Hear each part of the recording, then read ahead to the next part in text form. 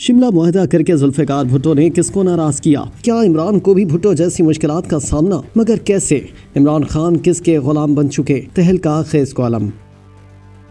Senior सहाफ़ी और तजिया निगार सुहेल वड़ाइच ने अपने कॉलम बाउनवान बयानिए की गुलामी में माजी का हवाला देते हुए ज़बरदस्त तजिया पेश किया। वो लिखते हैं कि जुल्फ़िकार अली भुट्टो के वज़ीर क़ानून और तालीम अब्दुल हफीज़ पीरज़ादा ने मेरे साथ एक इंटरव्यू में बयानिए के तज़ाद का तज़किरा करते हुए बताया था कि जुल्फ़िकार अली भुट्टो के ज़वाल की असल वजह उनका बयानिया हम भारत से 1000 साल तक जंग करेंगे था। पीरज़ादा का ख्याल था कि इस बयानिए की वजह से पीपल्स पार्टी 1970 का इलेक्शन जीती थी। ये बयानिया दरअसल हकीकत पसंदाना तो था नहीं, महज एक जज्बाती नारा था। जब जुल्फ़िकार अली भुट्टो वज़ीर आज़म बने तो उन्हें अमलियत पसंद और हकीकत पसंद बनना पड़ा। हजारों पाकिस्तानी भारतीय जेलों में थे। सैकड़ों एकड़ पर मुश्तमिल पाकिस्तानी रकबा भारत के तसल्लुत में था। ऐसे में भुट्टो को अपने जज्बाती बयानिए के खिलाफ जाकर शिमला मुआहदा करना पड़ा, जिससे पाकिस्तानी कैदी भी रिहा हो गए और पाकिस्तान का रकबा भी वागुजार हो गया। मगर इस मुआहदे ने भुट्टो के कौलो फेल में तजाद को वाज़ेह कर दिया और बकौल हफीज़ पीरज़ादा ये वो तजाद था जो बिलाखिर भुट्टो के जवाल का बाइस बना। दाएं बाजू और मुख्तदिर ताकतों ने शिमला मुआहदे पर भुट्टो को कभी माफ न किया। सुहेल वड़ाइच ने मौजूदा हालात का हवाला देते हुए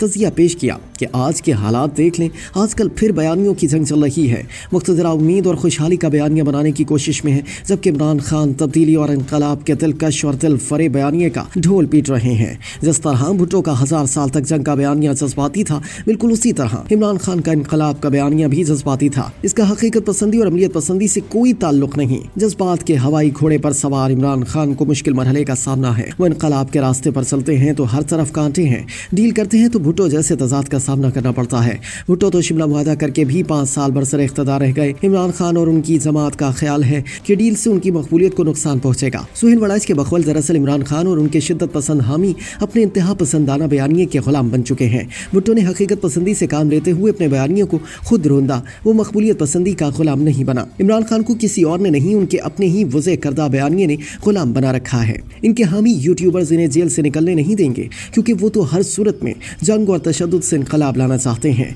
जो अमलियत पसंदी और हकीकत पसंदी के एतबार से दूर दूर तक मुमकिन नजर नहीं आता। इसके बाद सीनियर सहाफ़ी ने भुट्टो और इमरान खान के बाद मुस्लिम लीग नून के बयानिए से मुतालिक अपना माहिराना तजिया पेश किया। वो लिखते हैं कि मुस्लिम लीग नून का अलमिया भी इसके माजी के बयानिए और हाल के अमल में वाज़ेह तजाद का है। वोट को इज्जत दो का एंटी एस्टेब्लिशमेंट बयानिया बनाकर जब आप कोई माकूल वजह बयान किए बगैर इसी एस्टेब्लिशमेंट के हामी बन जाते हैं तो फिर वोटर्स इस तजाद बयानी को हजम नहीं कर पाते। नून के साथ भी यही हुआ कि एक तरफ एंटी एस्टेब्लिशमेंट हवाई खिला तामीर किया गया और फिर खुद ही इस किले को मिसमार करके हुकूमत में बैठ गए। बुनियादी गलती एक तवील खामोशी और अपने फौज के साथ इत्तेहाद की माकूल वजह बयान न कर सकना था। सुहेल वड़ाइच ने एक बार फिर भुट्टो की मिसाल पेश की कि भुट्टो ने शिमला मुआहदे के बावजूद अपनी मकबूलियत कायम रखने के लिए शिमला मुआहदे में भारत से जीतने का तासुर दिया। बार बार कहा जाता रहा कि भुट्टो ने शिमला मुज़ाकरात के जरिए 90,000 जंगी कैदी रिहा करवाए, हजारों एकड़ अराजी वापस ले ली। सुनासे भारत को जंग की बजाय मुज़ाकरात की मेज पर शिकस्त देने का बयानिया तराशा गया, जो चाहे अफसानवी और गलत था, मगर इस बयानिए और माकूल वजह के सबब भुट्टो की मकबूलियत गिर न सकी। नवाज शरीफ भी इसी तरह का माकूल और मकबूल बयानिया अपनाकर अपनी मकबूलियत बरकरार रख सकते थे।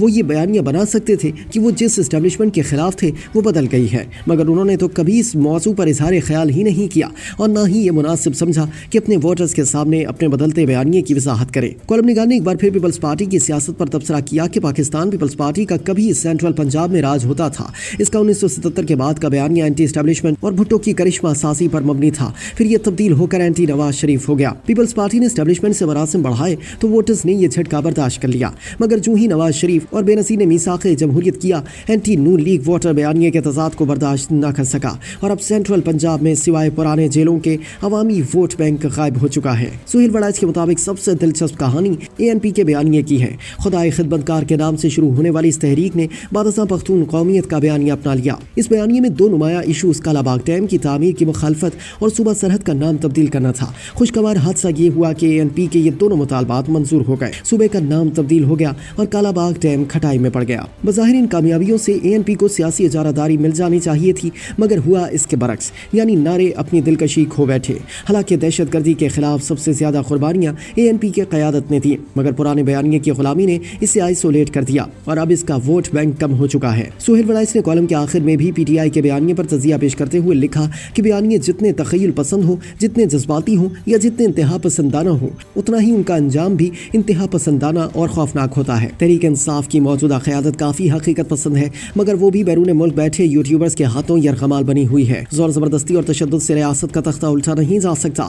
मुक़्तदरा के पास ताकत के इस्तेमाल का आईनी और कानूनी जवाज़ मौजूद है, जबकि सियासी कारकुनों के पास सिर्फ और सिर्फ कुर्बानियाँ देने का हरबा मौजूद होता है।